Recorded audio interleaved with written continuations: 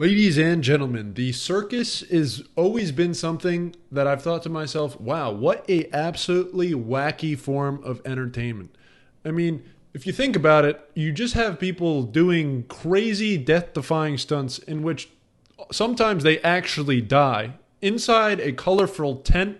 Sometimes you have animals. It really is a bizarre show, and bizarre that it's just so commonly accepted as, oh yeah, that's what you take your kids to. But anyways, I stumbled upon this particular circus performance here, and man, there's a lot to unpack here.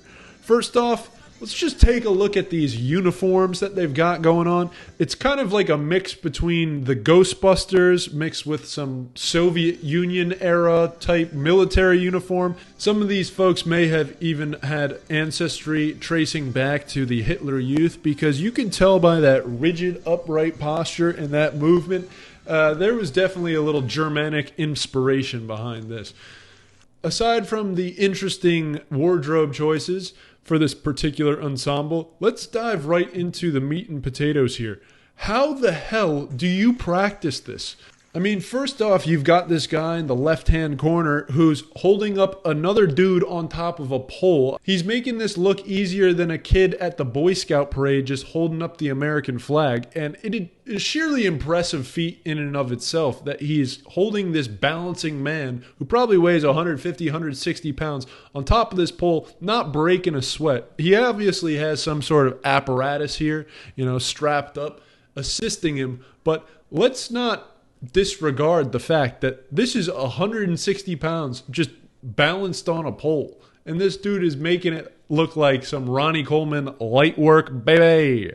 Then that guy holds another 10-foot long pole carrying this chair on top, and then finally, once this dude gets seesaw launched and does a triple backflip and lands perfectly on this tiny little chair. I mean, he literally has all of 2 feet to land his cheeks on this chair without tipping over or anything. Perfect balance, and executes that flawlessly. And then the guy on the bottom is holding up 2 people's worth of weight on top of 20 feet poles. It's truly incredible stuff. And I don't know, first off, how people think this up in the first place. And second off, how the hell do you practice this? There's no way you could practice this.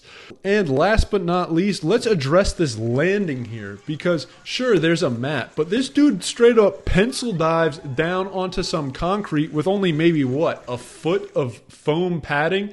And it doesn't look like he's absorbing the blow here. He lands pretty stiff.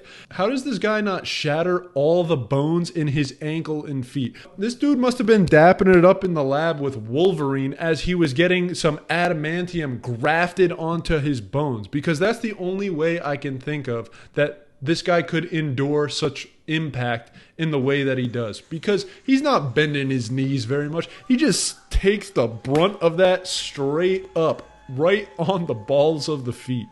Absolutely wild.